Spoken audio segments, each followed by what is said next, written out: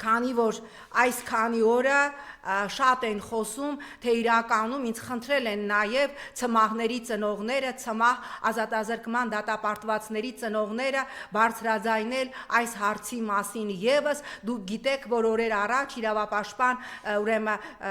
Ժաննա Ալեքսանյանը ահազանգեց, որ հատուկ ջոկատայինները ներխուժել են Նուբարաշենի 5-րդ հարկում, այնտեղ ես մշտապես եղել եմ, այդտեղ ցմահների խցերն է եւ անմարդկային ջարդի են ենթարկել ցմահ ազատազրկված կալանավորների ուղղակիորեն խոշտանգել են, ինչպես փոխանցում է իրավապաշտպանը, ուրեմն կանգնել են այդ սպեցնազի հատուկ ջոկատայինները ցմահ ազատազրկվածների մեջքին, սկսել են ջարդել նրանց, հետո արձանագրվել են տարբեր ուրեմն կոտրվածքներ, իրականում պատճառը ըստ ուրեմն իրավապաշտպանների եւ լրատվամիջոցների եղել է այն, դուք գիտեք, 1 ժամ կալանավորներին հանում են այսպես զբոսանքի ժամանակ կալանավորները երգել են «Вот такая доля воровская» երգը նրանց ծեծելուց, նրանց ջարդելուց, նրանց խցերը տակն ու վրա անելուց հետո այդ ծեծողները պատմում են, որ ասել են դուք պիտի երգեք «Господа офицеры», լավա չեք պարտադրել, որ երգեն «Բոժը Նիկոլին խրանի» կամ «Բոժը արդարադատության նախարարին» կամ քրեակատարողականի պետ մադամին խրանի։ Դուք հասկանում եք, բռնությունը, խոշտանգումը Հայաստանում դարձել է ամենօրյա երևույթ եւ միջազգային կառույցները յոնջալ լափող միջազգային կառույցները լռում են։ Նախորդին ինձ ադիմել Գարեգին Ավագյան անունով քաղաքացի 22 թվականի նոյեմբերին քաղաքացին պատմում է, որ իրեն եւ իր ընկերոջը մեքենայով կանգնեցրել են Ավանի Ծարավ աղբյուր փողոցում, ինչ որ ասել են ուրա քո զենքը, ինչ որ պայուսակ են փնտրել, որից հետո մարդուն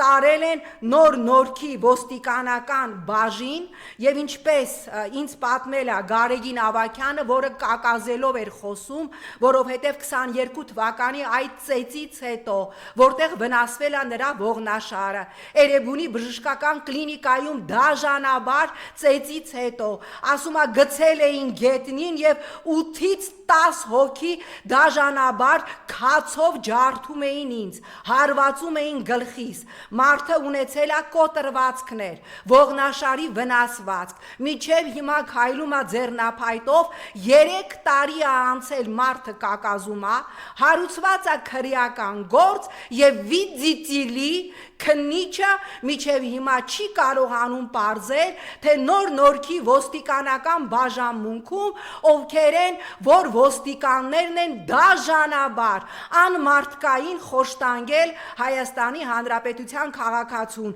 Գարեգին Ավագյանը ասում է, պահանջում է առերեսում, ասում է առերեսում կազմակերպեք, ես հիշում եմ բոլորի դեմքերը։ Հիմա դիմում եմ այս գործով զբաղվող քննիչին, առերեսում ինչի չես կազմակերպում։ Դիմում եմ իրավապաշտպան կազմակերպություններին, ինչի չեք զբաղվում այս զարհուրելի գործով, ինչի չեք զբաղվում ահազանգով, որ Նուբարաշենում ցմահ ազատազրկվածներին ուղղակիորեն անմարդկային խոշտանգել են։ Մարդը իր պատիժը կրում է իր կատարած հանցանքի համար եւ կրում է ցմահ, բայց պետության պարտականությունն է հարգել անգամ կալանավորի եւ ազատազրկվածի իրավունքը։ Նախորդ իշխանության ժամանակ այսպիսի բան լիներ, Սորոսական լափից օգտվող կազմակերպությունները հիմա բոլոր միջազգային կառույցներին ահազանգել էին։ Էս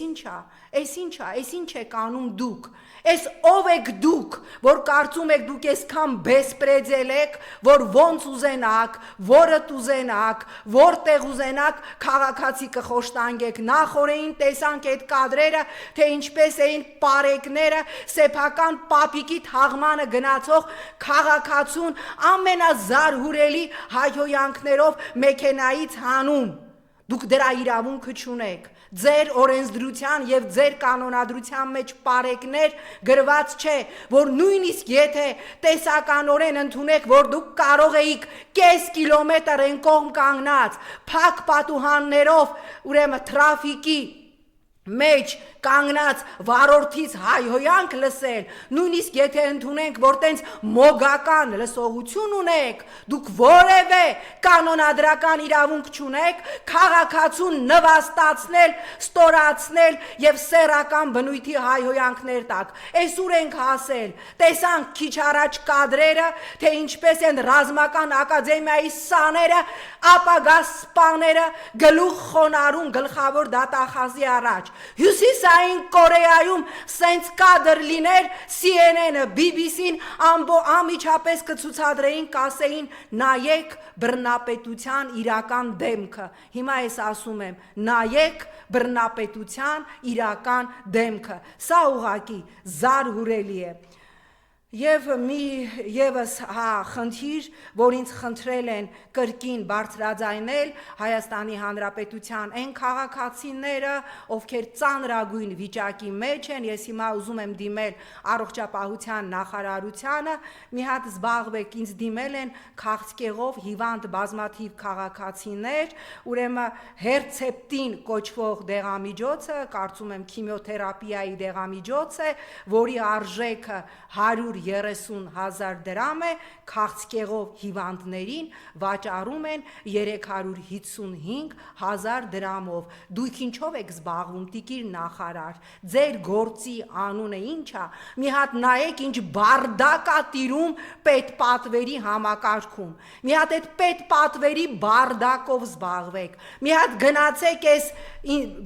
կենտրոնը քաղցկեղի, մի հատ տեսեք, թե մի հատ բիոպսիա անելու համար, մի հատ քաղցկեղի անալիզ տալու համար, մի հատ քիմիոթերապիայի կուրս անցնելու համար, ոնց են դրած մարդկանց գազարի նման ծյորկայով ծյորկում։ Այս ինչ եք անում։ Հետո մարդիկ, որ գնում են Վրաստանից են փորձում այդ քիմիոթերապիայի դեղը 10 անգամ էժան բերել, որ իրենց հարազատի կյանքը փրկեն, բռնում եք, ուրեմն սահմանին արգրավում եք։ Ինչի համար, թե ձեր բիզնեսներին ա խփում, թե Նիկոլի գրպանում վերընկած դեղ ներկրող տարբեր օլիգարխների գրպանին ա խփում, լավ դուք Աստված չունեք, լավ դուք չեք հասկանում, որ